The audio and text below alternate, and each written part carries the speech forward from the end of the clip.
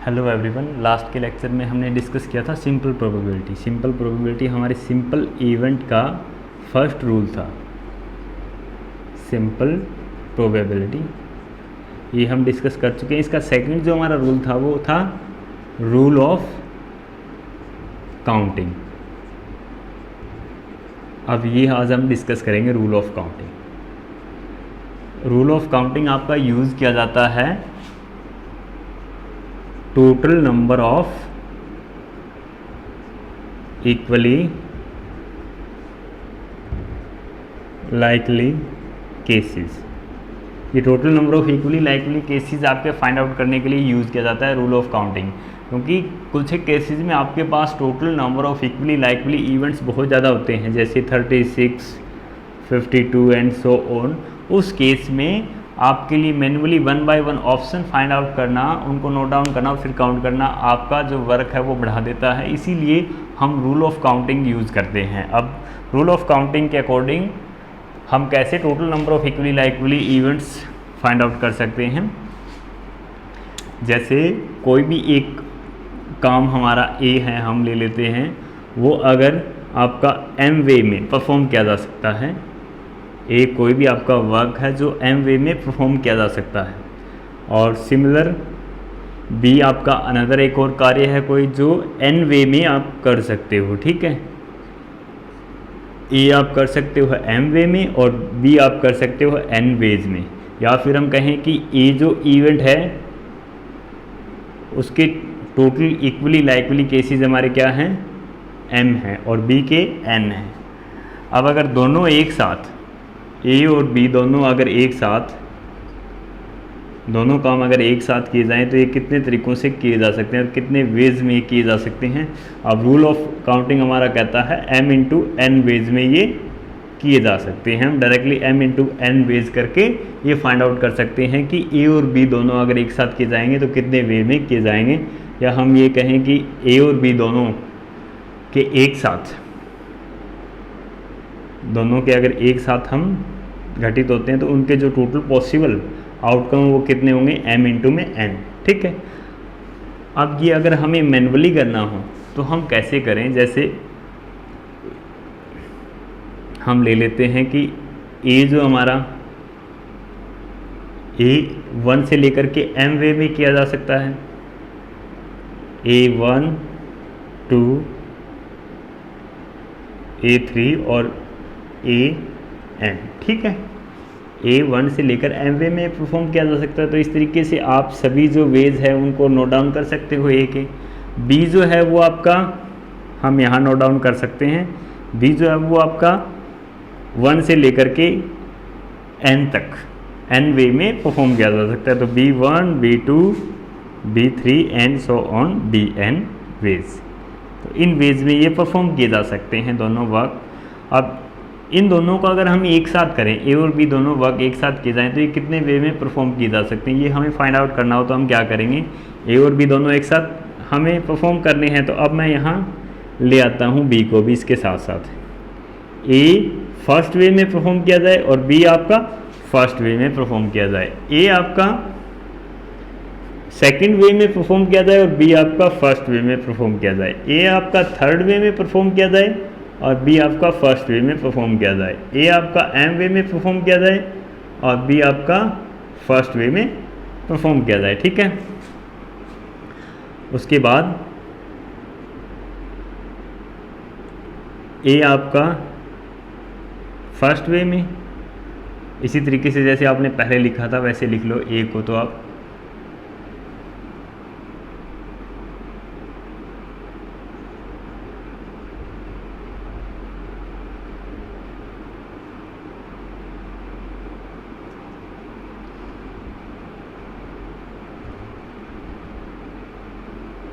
ये मैंने ए की सिमिलर वो जैसे पहले हमने लिखा था A1, A2, A3 and AM तक, सिमिलर मैंने और रो राइट डाउन कर दी ताकि हमें इजी हो दोबारा से नोट डाउन करने में। अब ए हमारा फर्स्ट वे में परफॉर्म किया जाए और बी हमारा सेकंड वे में परफॉर्म किया जाए।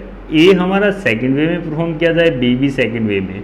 ए हमारा थर्ड में और बी भी सेकंड वे में परफॉर्म किया जाए। ए हमारा एम वे में परफॉर्म किया जाए और बी सेकंड वे में परफॉर्म किया जाए। ए हमारा फर्स्ट वे में और बी थर्ड में, ए सेकंड में और बी थर्ड में, ए थर्ड में और बी आपका थर्ड में, ए एम में और बी आपका थर्ड में।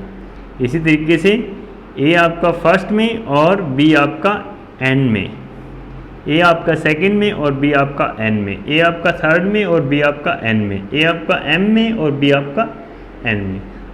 तो इस तरीके से अगर आप काउंट करोगे इनको वन बाय वन, अगर आप काउंट करोगे तो ये किसके इक्वल होगा, m इंटू एन के इक्वल होगा। यहाँ जो हमारा आंसर आएगा, ये जो टोटल हमारी काउंटिंग आएगी 1 से लेकर जब हम काउंट करने इनको बैठेंगे तो m इंटू में n के इक्वल आएगा। ठीक है, तो ये हमारा रूल ऑफ काउंटिंग, जिसमें हम डायरेक्टली फाइंड आउट कर सकते हैं कि a और b दोनों वर्क अगर एक साथ आप परफॉर्म करते हो तो उनको कितने वे में आप परफॉर्म कर सकते हो। अगर a आपका m वे में परफॉर्म किया जा सकता है और बी आपका एन वे में परफॉर्म किया जा सकता है। अब इस एग्जांपल को हम थोड़ा सा और सिंपल बना देते हैं। हम रूल ऑफ काउंटिंग का यूज़ क्यों करते हैं देखना एक बार, आप अच्छे से समझ पाओगे एक सिंपल एग्जांपल के थ्रू। जैसे मैं यहाँ नोट डाउन कर लेता हूँ, ए जो है वो आपका फर्स्ट डाई है। डाई आपको पता है जिसमें 1 से लेकर के 6 तक नंबर हमारे प्रिंट होते हैं। तो ए जो है वो आपका ए डाई आपका थ्रो किया जा सकता है 6 वे में, क्योंकि फर्स्ट वे आपका होगा कि आप फर्स्ट टाइम डाई थ्रो करो तो नंबर 1 आपका ऊपर आए, अगर आप डाई थ्रो करते हो तो नंबर 2 आपका ऊपर आए। तो ए के लिए जो आपका फर्स्ट डाई है उसके लिए टोटल पॉसिबल आउटकम आपके कितने हैं, इक्वली लाइकली केसेस अगर हम बात करें तो वो कितने हैं, 6 हैं। ठीक है, अब इसी तरीके से हम ले लेते हैं कि बी ए को आपका दूसरा डाई है, बी आपका क्या है, सेकंड डाई, वो भी आप 6 वे में थ्रो कर सकते हो 1 से लेकर के 6 तक। तो बी भी आप जो है वो थ्रो कर सकते हो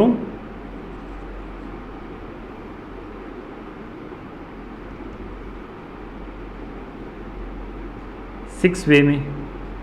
ए और बी दो डाई है जो आप 6 वे में थ्रो कर सकते हो। अगर इन दोनों को हम एक साथ थ्रो करेंगे तो इनके टोटल कितने पॉसिबल आउटकम हो सकते हैं, वो अब 1 बाय 1 अब यहाँ नोट कर देते हैं। जैसे दोनों डाई आपने एक साथ थ्रो किए, ए डाई में आपका आया 1 और बी डाई में आपका आया 1। ठीक है, अब ए में आप इस तरीके से काउंटिंग लिख दो, A is equal to 2, A is equal to 3, A is equal to 4, A is equal to 5, A is equal to 6। ठीक है, सभी में लिख दो आप, ए इज इक्वल टू, चलो हम साथ के साथ लिखते चलेंगे ताकि आप और अच्छे से समझ जाओ। A is equal to first time में आप अगर डाई थ्रो करते हो, दोनों डाई एक साथ थ्रो करते हो तो ए जो डाई है उसमें आपका 1 आए और बी डाई में भी आपका 1 आए, ये आपका एक ऑप्शन बन गया। ठीक है, ए डाई में आपका 2 आए और बी डाई में आपका 1 आए। ठीक है, ए डाई में आपका 3 आए और बी डाई में आपका 1 आए, ए डाई में आपका 4 आए और बी डाई में आपका 1 आए, ए में आपका 5 आ जाए और बी में आपका 1 आए, ए में आपका 6 आ जाए और बी में आपका 1 आए। ठीक है, इस तरीके से एक रो हमने बना ली। अब नेक्स्ट ए में आपका 1 आए और बी में आ जाए आपका 2। ठीक है, ये भी इस तरीके से भी तो आ सकता है कि ए डाई में तो आपका 1 आए और बी में 2 आए, उसके बाद ए डाई में आपका 2 आए और बी में भी 2 आए, उसके बाद ए डाई में आपका 3 आए और बी में 2 आए, उसके बाद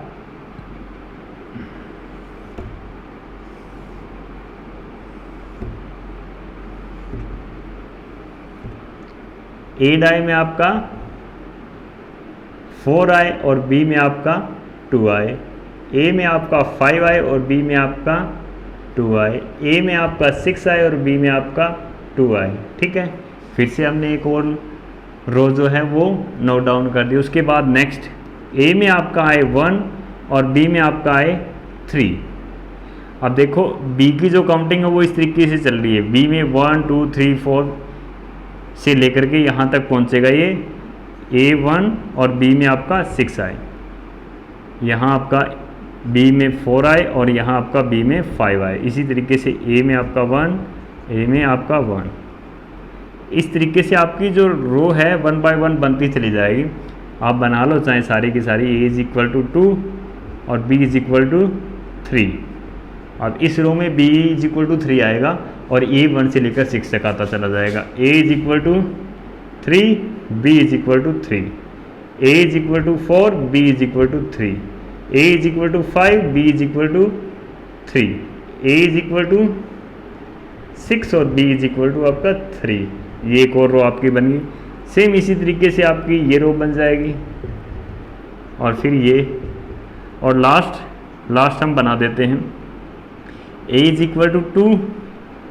फर्स्ट तो हमने लिख लिया a इज इक्वल टू और b इज इक्वल टू आपका है 6, a इज इक्वल टू आपका है 3 और b में आया आपका 6, a में आया आपका 4 और b में आया आपका 6, a में आया आपका 5 और b में आया आपका 6, a में 6 आए और b में 6 आए। ठीक है, तो अब जब हम इनको 1 बाय 1 काउंट करेंगे, जैसे 1 2 3 4 5 6 7 8 9 10 11 12 13 14 15 16 17 18 19 20 21 22 23 24 25 26 27 28 29 30 31 32 33 34 35 एंड 36। 1 बाय 1 अगर हम काउंट करें कितना टाइम लगेगा, हम 1 बाय 1 लिखेंगे और फिर काउंट करेंगे। तो अब हमें पता चला लिखने और काउंट करने के बाद कि ए और बी दोनों डाई अगर हम एक साथ फेंकते हैं तो हमारे पास जो टोटल इक्वली लाइकली केसेस होंगे वो कितने होंगे, 36 होंगे। एक तो तरीका ये है कि हम सभी पॉसिबल जो आउटकम है वो नोट डाउन करें और फिर उनको काउंट करें। दूसरा तरीका हमारे पास डायरेक्टली क्या है, हम काउंटिंग रूल का यूज़ करें जो हमें बताता है कि अगर ए आपका एम वे में परफॉर्म किया जा सकता है और बी आपका एन वे में परफॉर्म किया जा सकता है, तो दोनों एक साथ आपके कितने वे में परफॉर्म किए जा सकते हैं, एम इंटू में एन। अब ए डाई आपका कितने तरीके से थ्रो किया जा सकता था, 6 से, और बी आपका कितने तरीके से थ्रो किया जा सकता था, 6 से। 6 into 6 that is equal to 36। तो हमें इतने ही जो ऑप्शन है वो नोट डाउन करने की रिक्वायरमेंट ही क्या है, जब हम सिर्फ एक ही लाइन में ये आंसर प्राप्त कर सकते हैं। तो इसीलिए आपका रूल ऑफ काउंटिंग यूज किया जाता है total number of equally likely cases find out करने के लिए। ठीक है, तो आप इस तरीके से डायरेक्टली एम इंटू में एन करके total number of equally likely cases आप फाइंड आउट कर सकते हो डायरेक्टली। ठीक है, अब इस पे बेस एक क्वेश्चन हम सोल्व कर लेते हैं।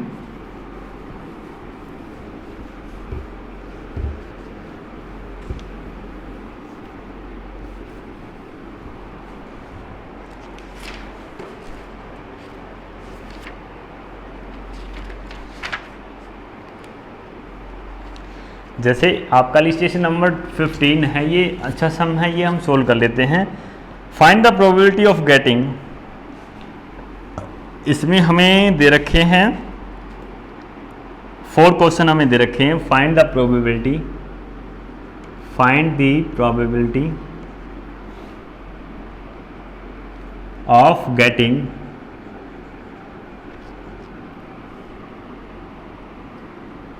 अब फर्स्ट क्वेश्चन में हमसे पूछता है ए सम ऑफ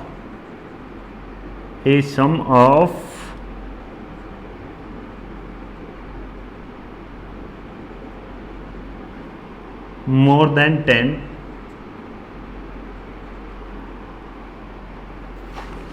सेकंड में पूछता है a sum of less than 5,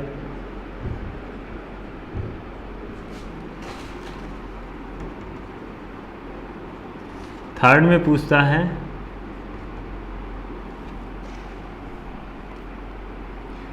a sum of at the most 5, a sum of at the most 5, and fourth question में हमसे पूछता है at least a sum of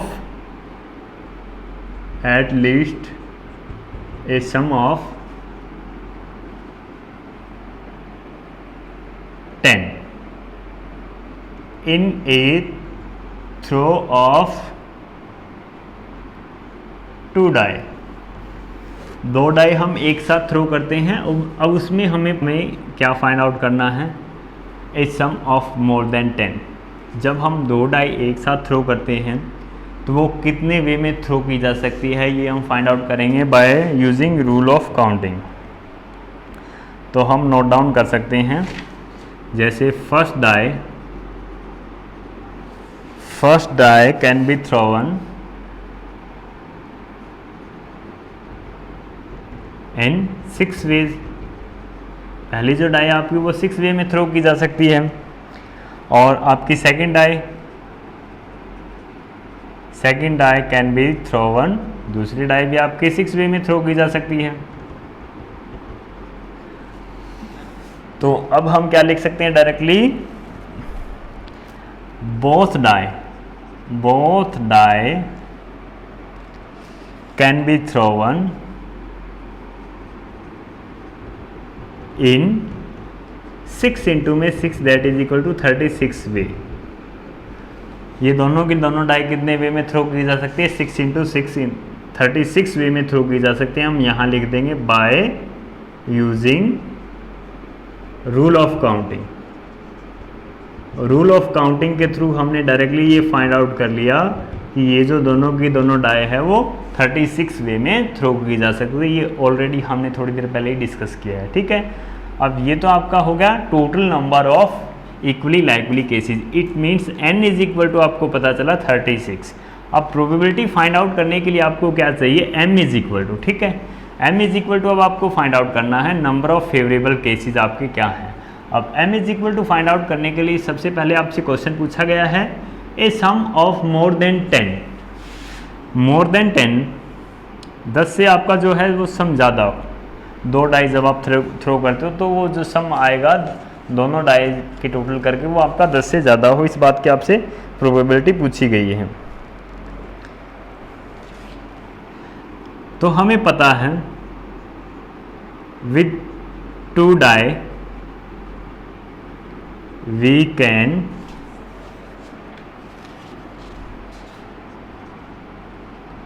throw a maximum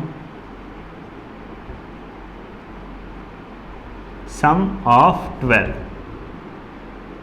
हम ज़्यादा से ज़्यादा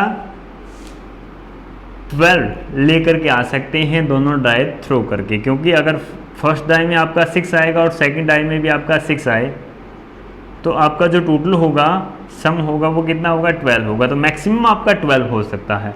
अब इसने पूछा है मोर देन 10। मोर देन 10 में आपके पास कितने रह गए, अब या तो आपके पास 11 आए या फिर आपके पास 12 आए, ये दो ही रह गए मोर देन 10। तो या तो आपके पास जो सम है वो 11 आए या फिर आपके पास सम है जो वो 12 आए। अब आप इजीली फाइंड आउट कर सकते हो कि सम ऑफ 11 और 12 आने के जो चांसेस है वो आपके क्या क्या हैं। अब हम यहां लिखेंगे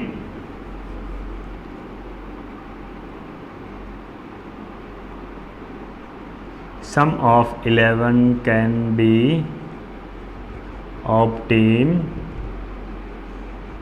in 2 ways। 2 वेज में आपके पास सम ऑफ 11 आ सकता है। कैसे कैसे आ सकता है, देखो फर्स्ट डाई में आपका 5 आ जाए और सेकंड में आपका 6 आ जाए, ये आपका 1 वे हो गया फर्स्ट वे। और दूसरा वे क्या हो सकता है, फर्स्ट डाई में आपका 6 आ जाए और सेकंड में आपका 5 आ जाए। तो ये 2 ही पॉसिबल ऐसे आउटकम हैं जिससे हमारे पास क्या हो सकता है, 11 का सम आ सकता है। Sum of 11 can be obtain in 2 ways, ठीक है। अब उसके बाद of 12 can be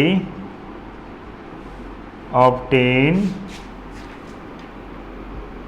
with 2 die in 2 ways, sorry 1 ways. Sum of जो 12 है वो आप एक ही वे में प्राप्त कर सकते हो, दोनों में 6 और 6 ही आए, ठीक है। फर्स्ट में भी 6 आए और सेकंड में भी 6 आए। यही एकमात्र वे हो सकता है जिसमें आप प्राप्त कर सकते हो सम ऑफ 12, और ये आपके पास 2 वे बने। अब आपका क्वेश्चन क्या है, a sum of more than 10।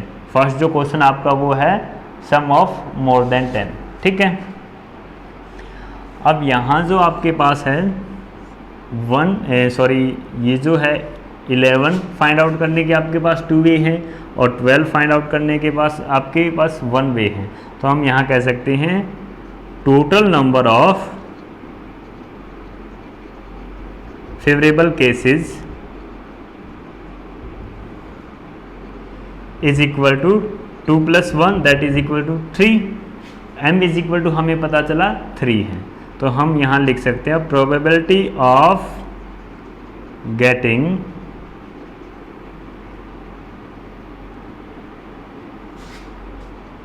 a sum of more than 10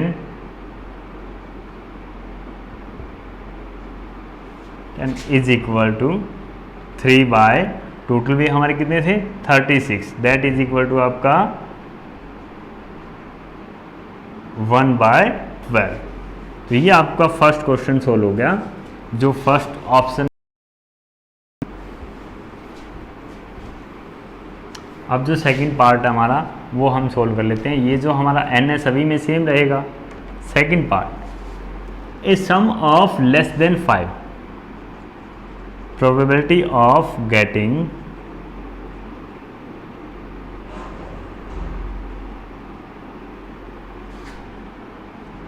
A sum of less than 5 with 2 die. इस बात की प्रोबेबिलिटी हम फाइंड आउट करने जा रहे हैं। हम पहले ही फाइंड आउट कर चुके हैं। अब अगेन हमें क्या फाइंड आउट करना है, a sum of less than 5 with 2 die we can throw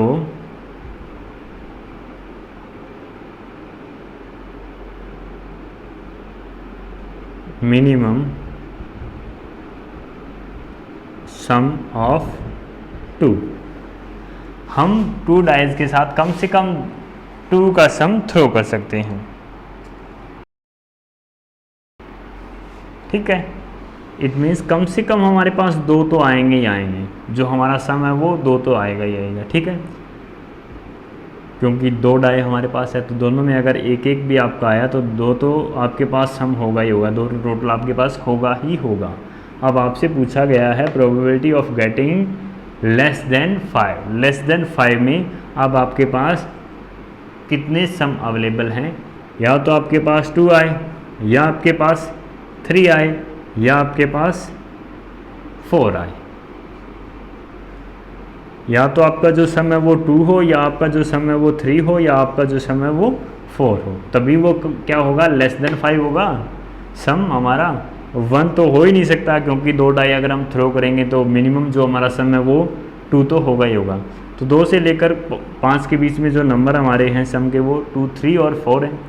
तो अब इनके लिए हम फाइंड आउट कर लेते हैं कि जो total number of favourable cases हमारे ये कितने होंगे।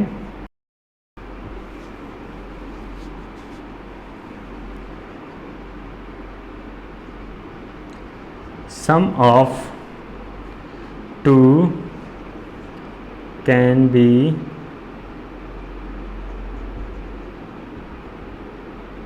thrown in one way। जो हमारा 2 का सम है वो केवल और केवल एक ही वे में आप थ्रो कर सकते हो, दोनों में क्या है 1 और 1 है, ठीक है। इसी तरीके से अब नेक्स्ट के लिए आप फाइंड आउट करोगे सम ऑफ 3 कैन बी थ्रोवन इन। अब ये 3 आप किस तरीके से फाइंड आउट कर सकते हो, या तो आपके पास 1 और 2 आए, या आपके पास फर्स्ट डाई में 2 आए और सेकंड में 1 आए, तो आपके पास जो टोटल वे है वो 2 है, तो आप यहाँ लिखोगे इन 2 वेज, ठीक है। और सम ऑफ 4 कैन बी थ्रोवन इन। जो 4 का सम है वो आप किस तरीके से फाइंड आउट कर सकते हो, आपके पास फर्स्ट डाई में 1 आए, सेकंड में आपके पास 3 आए, फर्स्ट में आपके पास 3 आए, सेकंड में आपके पास 1 आए, फर्स्ट में आपके पास 2 आए और सेकंड में भी आपके पास 2 आए। तो जो आप सम है 4 का वो कितने वे में प्राप्त कर सकते हो? 3 वे में। ठीक है, तो अब हम यहाँ लिख सकते हैं so total number of favourable cases, total number of favourable cases हमारे कितने हैं? 1 + 2 + 3 that is equal to 6 ways है हमारे। अब आप प्रोबेबिलिटी फाइंड आउट कर सकते हो। Probability of getting sum of less than 5 with 2 die is equal to आपका क्या होगा? 6/36 दैट इज इक्वल टू 1/6। तो इस तरीके से आपका क्वेश्चन नंबर सेकंड सोल्व हो जाएगा। अब उसके बाद नेक्स्ट जो आपका क्वेश्चन है मैं सोल्व नहीं करवाऊंगा, फटाफट आपने खुद ही करे ना, बस मैं बता देता हूँ आपको करना क्या है। A sum of at the most 5, आपका जो सम है वो एट द मोस्ट 5 हो।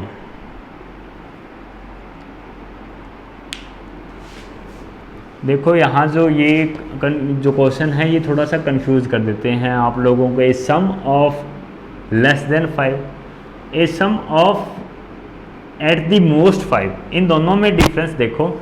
सेकंड क्वेश्चन में तो ये कहता है कि जो सम है दोनों का डाइज का वो 5 से कम होना चाहिए, 5 नहीं 5 से कम। और ये क्या कहता है? Sum of at the most 5, वो ज़्यादा से ज़्यादा क्या हो सकता है? 5 हो सकता है, ज़्यादा से ज़्यादा वो 5 हो सकता है, 5 से कम भी हो सकता है। इसीलिए आपको क्या फाइंड आउट करना है थर्ड क्वेश्चन सोल्व करने के लिए? मिनिमम जो आपका सम है वो 2 होगा ही होगा, या तो आपका जो सम है वो 2 आए और 3 आए और 4 आए और 5 आए। 5 इसमें इंक्लूड होगा क्योंकि इसने पूछा है sum of at the most 5, वो ज़्यादा से ज़्यादा जो सम है वो हमारा 5 हो सकता है, बाकी इससे कम ही होगा। ठीक है, अगर एट दी मोस्ट आपसे पूछा जाता है तो जो नंबर तक आपको पूछा जाता है सम वो भी इंक्लूड होगा। ठीक है, तो आपको फाइंड आउट करने हैं sum of 2, sum of 3, sum of 4 and sum of 5 के टोटल वे हमारे, फिर इनको टोटल करना है और फिर आप प्रोबेबिलिटी फाइंड आउट कर लोगे। एट लीस्ट सम ऑफ 10 का मतलब क्या है? यहाँ एट लीस्ट 10, कम से कम 10 आए उनका सम, उससे ज़्यादा कितना भी हो चाहे। अब मैक्सिमम हमारा 12 हो सकता है और इसने कहा है कम से कम आपका एट लीस्ट वो 10 तो हो ही हो, उससे ज़्यादा भी हो तो भी चलेगा। तो या तो 10 हो या फिर वो 11 हो या 12 हो। तो अब आप फोर्थ क्वेश्चन सोल्व करने के लिए जब आप number of favourable cases find out करोगे तो आपको 10 का सम ऑब्टेन करने के लिए, 11 का सम ऑब्टेन करने के लिए और 12 का सम ऑब्टेन करने के लिए वेज फाइंड आउट करने होंगे, फिर उनका टोटल करके आप प्रोबेबिलिटी फाइंड आउट कर सकते हो। तो इस तरीके से आपको क्वेश्चन सोल्व करने हैं। ठीक है, तो इस पे बेस्ड 10 क्वेश्चन आपके वो सोल्व कर लेना। अगर कोई भी प्रॉब्लम आए तो मुझे कमेंट करके बता देना। Thank you.